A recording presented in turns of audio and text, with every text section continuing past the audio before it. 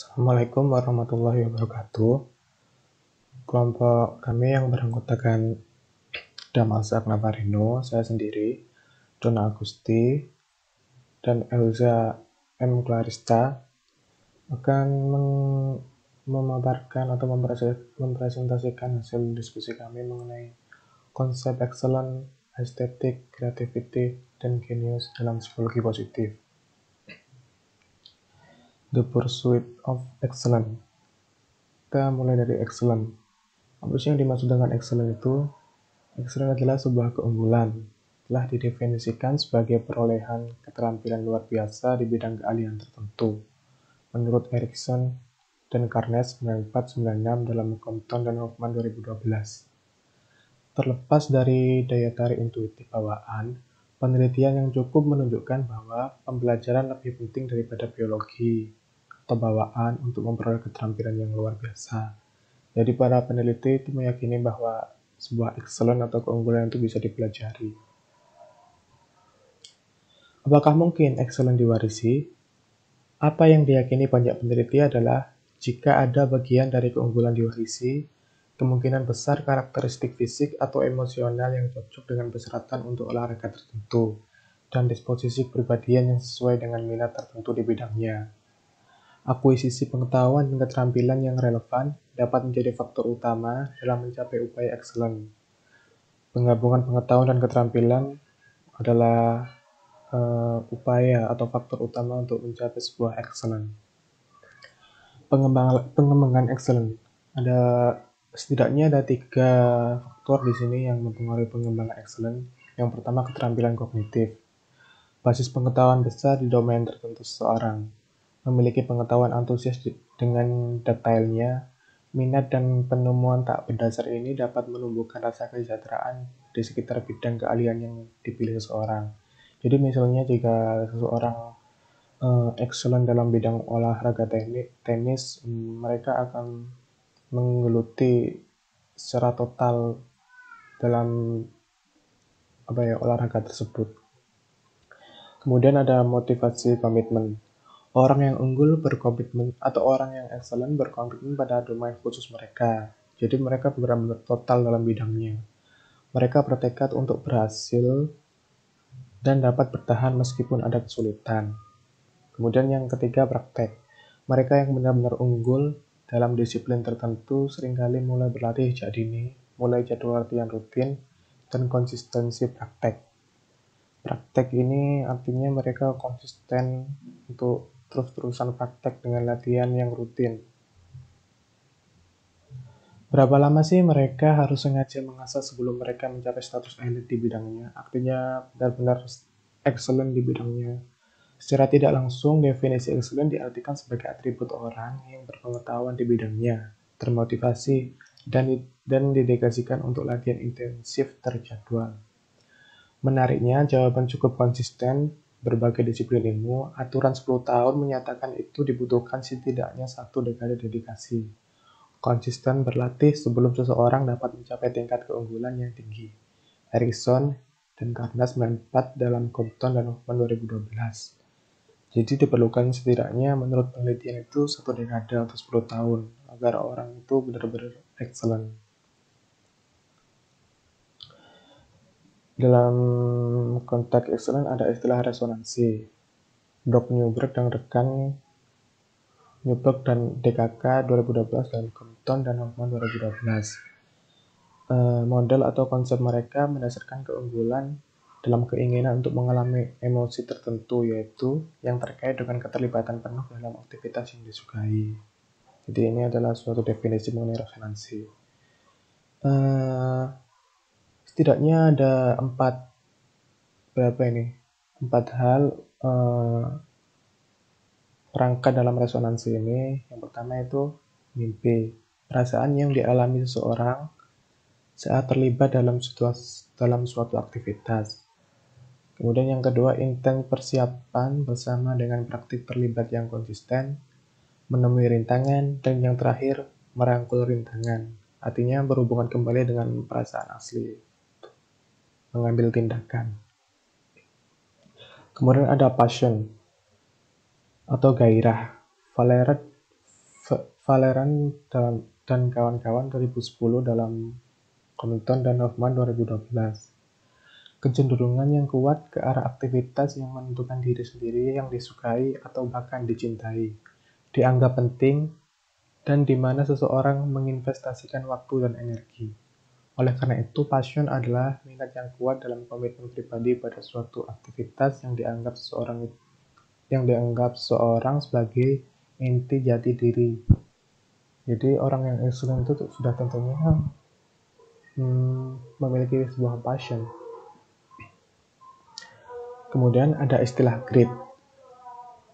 Duckworth dan kawan-kawan 2007 dalam Compton dan Hoffman 2012. Gabungan konsep ketekunan dan semangat ke dalam konstruksi baru. Itu adalah definisi dari great. Great adalah prediktor kinerja akademis yang lebih baik daripada skor IQ dan SAT. Compton dan Hoffman 2012.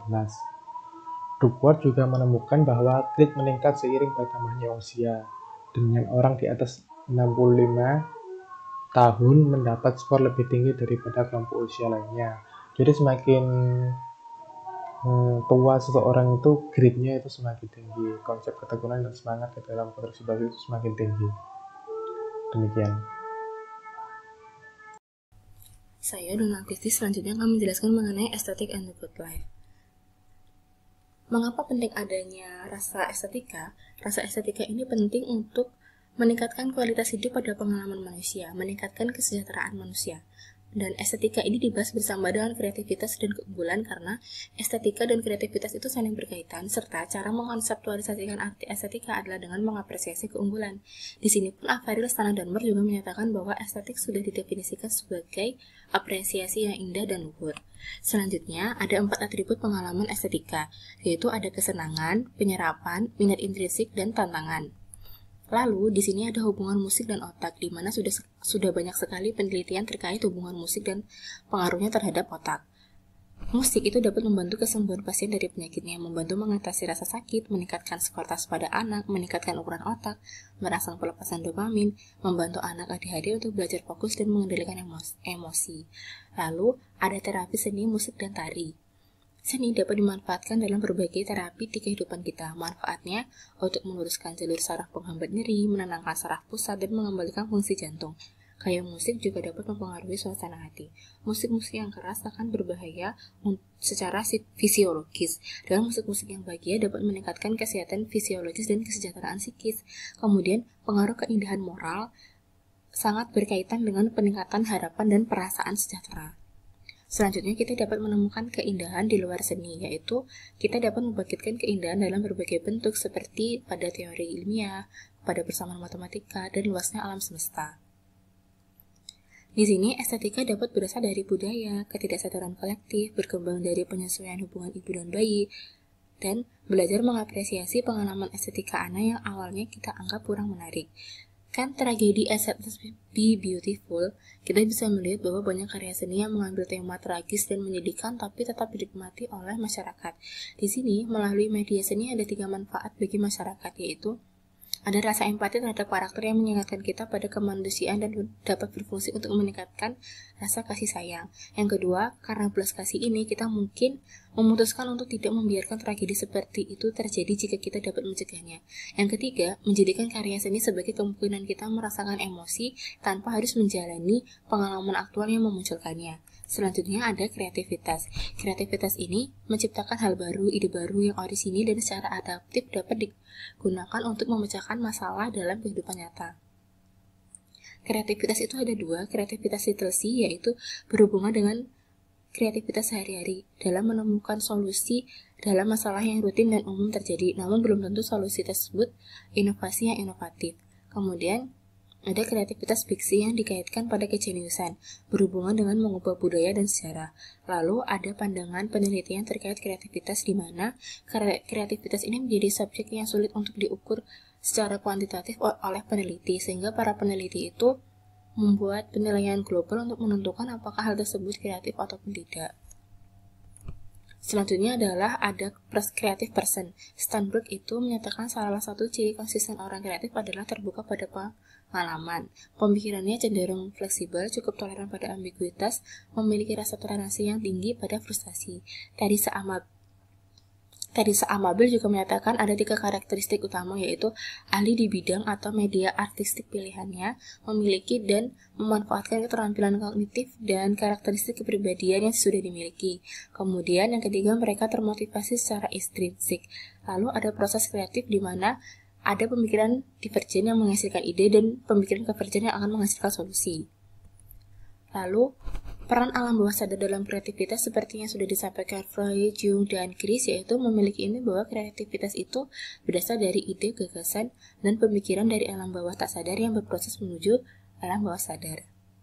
Selanjutnya, Natalie Rogers ini juga membuat terapi seni ekspresif sebagai sarana mengeksplorasi emosi bawah sadar dalam lingkungan yang aman dan mendukung untuk menghargai ekspresi spontanitas dan intuisi atas kontrol dan kesesuaian individu.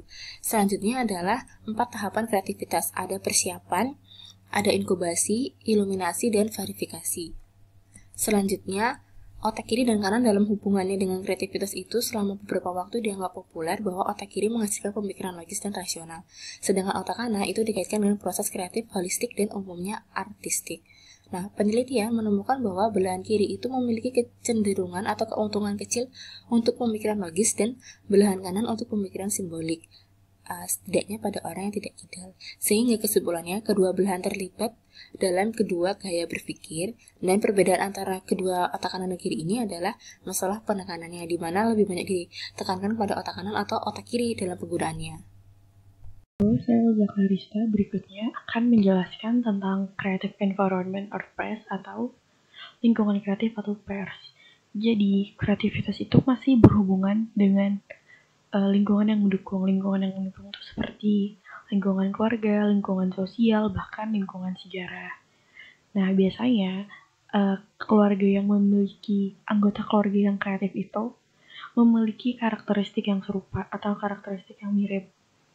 Nah, terus keluarga yang memiliki anggota keluarga yang kreatif itu kebanyakan mendukung penuh anak-anaknya gitu loh. Tapi kebanyakan orang yang kreatif itu pada masa kecilnya tidak mendapatkan perhatian cukup dari orang tuanya atau kurang mendapatkan emotional comfort atau kenyamanan emosional dari orang tuanya. Terdapat salah satu faktor yang tidak terlalu penting terhadap kreativitas adalah faktor keturunan.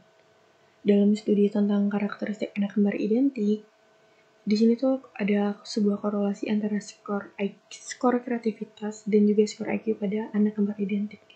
Bahwa skor kreativitas pada anak kembar identik itu memiliki korelasi yang rendah ketimbang skor IQ pada anak kembar. Nah, IQ itu kan dipengaruhi oleh faktor keturunan dan juga lingkungan. Sedangkan pengaruh genetik terhadap kreativitas itu memiliki persentase yang kecil. Nah, lingkungan kerja itu juga dapat menumbuhkan kreativitas. Misalkan dalam pekerjaan nih, kita tergabung dalam sebuah kelompok atau sebuah divisi yang dimana di dalam divisi itu tersebut tuh terdapat berbagai orang-orang yang kreatif. Jadi di saat kita berkumpul dengan orang-orang kreatif itu, kita dapat menciptakan atau membuat sesuatu yang mengagumkan. Selanjutnya ada pendekatan produk untuk kreativitas. Ya, jadi pendekatan itu berfokus pada hasil kreativitas, sejauh mana produk itu dapat diukur. Jadi masalah dalam pendekatan ini adalah mereka yang diidentifikasi sebagai seseorang yang jenius itu tidak selalu cocok dengan pola yang ditemukan pada orang kreatif yang lain. Selanjutnya ada confluence approach atau pendekatan confluence. Jadi, ilmu psikologi kan telah mempelajari kreativitas dari berbagai sudut pandang. Artinya psikolog sosial, di sini tuh ada psikolog sosial tuh dan juga psikolog kepribadian mempelajari bahwa ciri-ciri kepribadian yang terkait dengan kreativitas. Nah, sedangkan pada psikolog kognitif itu mereka melihat dari proses kognitifnya, sedangkan para psikolog yang ada di bidang lain itu mereka melihat pada teori motivasinya. Nah, di sini tuh ada berbagai pendapat gitu. Yang pertama tuh ada Guilford tahun 1950.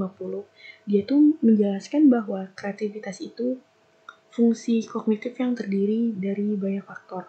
Sedangkan pada Lubar tahun 1994, Dia tuh menyatakan bahwa ada 6 sumber daya yang perlu bekerja sama untuk jalannya kreativitas. 6 sumbernya itu yang pertama ada kemampuan intelektual, pengetahuan, ciri kepribadian, gaya motivasi, gaya berpikir, dan juga lingkungan yang mendukung proses kreatif tersebut. Selanjutnya ada Baron tahun 1988, dia tuh menyeratkan bahwa hubungan antara orang dan produk atau masalah adalah hal yang memicu kreativitas. Jadi tuh dia menyeratkan bahwa kreativitas itu bukan hanya produk individu yang unik. Selanjutnya ada Csikszentmihalyi pada tahun 1997. Jadi tuh dia mengemukakan bahwa agar kreativitas bisa benar-benar berkembang perlu sinergi yang khusus antara manusia, lingkungan, budaya, dan juga periode sejarah. Selanjutnya ada how to enhance the potential for kreativitas atau cara meningkatkan potensi untuk kreativitas. Di sini, kreativitas itu kan berharga baik bagi individu maupun masyarakat, sehingga banyak orang yang tertarik pada cara memupuk kreativitas. Nah, orang yang sangat kreatif itu sering merujuk pada aliran pengalaman selama total periode keterlibatan mereka yang menggambarkan kreatif sebagai jus yang ngalir. Jadi tuh kayak apa sih, mereka menggambar kreatif tuh kayak jus yang ngalir gitu. Nah, sedangkan pada tahun 2005 Elninger itu menjelaskan tentang bekerja dengan kesadaran diri atau mindfulness digunakan untuk meningkatkan potensi kreativitas. Caranya yaitu dengan membantu orang untuk fokus pada saat ini, keluar dari kebiasaan lama, dan juga menghindari gangguan. Selanjutnya ada kreativitas dan juga personal growth atau pertumbuhan pribadi. Jadi ada sebuah penelitian pada tahun 2001 Avril itu dia melakukan pekerjaan yang dia sebut itu kreativitas emosional atau kemampuan untuk menggunakan emosi dengan cara yang kreatif untuk meningkatkan kehidupan dan juga dalam mengembangkan potensi. Nah, dia ini mendapatkan inspirasi dari seorang filsuf Jerman yaitu Nietzsche. Nah, Nietzsche itu namanya apa sih? Meritualkan hasrat. Jadi dalam rumusan ini Nietzsche itu merangkul berbagai ekspresi emosional baik dari yang tertinggi maupun yang terendah, untuk melampaui pendekatan yang lebih duniawi. Selanjutnya yaitu genius. Nah, genius ini berasal dari bahasa Yunani kuno, yaitu sebutan untuk mendeskripsikan creative spirit pada zaman Renaissance, yang menjadi gambaran bagi seorang Leonardo da Vinci. Nah, kemudian sebutannya itu menjadi sebutan untuk orang-orang yang spesial atau orang yang berada di atas rata-rata pada orang pada umumnya. Nah, kalau zaman sekarang itu arti genius adalah seseorang yang menunjukkan tingkatan kreativitas dan juga daya temu yang luar biasa. Nah, seseorang yang dijuluki kreatif genius itu tidak sama dengan orang yang kreatif saja. Nah, kalau menurut Gardner itu, orang yang kreatif genius memiliki ciri-ciri. Yang pertama ada orang yang dianggap jenius itu menunjukkan bahwa mereka itu berdedikasi penuh pada bidangnya, sangat termotivasi, dan juga senang bekerja keras, sehingga mereka itu memiliki rasa keingintahuan yang sangat tinggi. Yang kedua itu, mereka tuh lebih sering menyendiri dan juga sibuk dengan apa yang sedang mereka kerjakan. Yang ketiga itu, karena seorang yang jenius itu karyanya sering dipuji, mereka itu memiliki kepercayaan diri yang sangat tinggi, bahkan kepercayaan dirinya yang sangat tinggi itu mendekati kesombongan. Yang keempat, banyak orang yang jenius itu memiliki relasi yang kurang baik dengan pertemanannya, dan kebanyakan itu mereka menolak hubungan persahabatan. Yang kelima itu ada banyak orang kreatif yang disebut Faustin-Bergen untuk mendapatkan kreativitas. Faustin-Bergen itu maksudnya kayak tawaran-menawar aneh gitu. Jadi kalau ini tuh kayak berasal dari zaman dulu pada abad pertengahan itu, si Faust ini dia tuh seorang individu yang menjual jiwanya kepada iblis untuk mendapatkan pengetahuan dan kekuatan. Jadi Gardner ini tuh berpendapat kalau para orang jenius dan kreatif ini membuat kesepakatan dengan iblis atau dewa setan itu untuk mendapatkan pengetahuan dan juga kekuatan. Jadi mereka tuh sering mengorbankan kayak misalkan hubungan percintaan mereka, hubungan keluarganya, Bahkan mereka tuh juga mengorbankan tentang dirinya sendiri. Selanjutnya ada Genius and Madness. Jadi ini tuh ada penelitian yang pertama tuh dari Rothenberg tahun 1990. Dia tuh berpendapat bahwa jenis keterampilan kognitif yang terkait dengan kreativitas itu tidak berhubungan dengan penyakit mental. Sedangkan pada Dan Simonton tahun 2010, dia tuh menambahkan bahwa jika ada hubungan antara kreativitas dan juga penyakit mental, itu tuh bergantung pada bagaimana kreativitas tersebut diukur, atau kayak tergantung pada dia tuh menggunakan instrumen apa gitu untuk mengukur kreativitas tersebut. Selanjutnya yaitu ada penelitian menurut Richard dan kawan-kawannya. Jadi studi ini tuh meneliti tentang tingkat gangguan bipolar dan juga siklotimia. Siklotimia itu merupakan gangguan bipolar yang lebih rendah gitu. Jadi mereka tuh melakukan penelitian ini karena mereka tuh melihat langsung pada kontribusi genetik untuk kreativitas dalam penyakit mental yang berkaitan juga dengan genetik. Nah, mereka tuh beralasan karena orang yang gangguan bipolar, terus mereka memiliki komponen genetik yang kuat. Jadi kalau misalkan ada seorang seniman kreatif yang mengalami gangguan bipolar, dia tuh bakal menunjukkan tingkat gangguan bipolar yang lebih tinggi dan juga tingkat kreativitas yang lebih tinggi. Nah, hasilnya itu dibuktikan bahwa kreativitas itu lebih mudah diungkapkan oleh mereka yang tidak menunjukkan gejala yang terkait dengan gangguan bipolar. Nah, oleh karena itu, penelitian ini tuh menunjukkan bahwa jika ada kontribusi genetik yang sama pada kreativitas dan juga gangguan bipolar, maka penyakit mental yang serius seperti gangguan bipolar itu sebenarnya dapat menghambat ekspresi kreativitas. Jadi, ini daftar pustaka yang telah digunakan oleh kelompok saya. Dan sekian dan terima kasih telah memperhatikan penjelasan dari kelompok saya.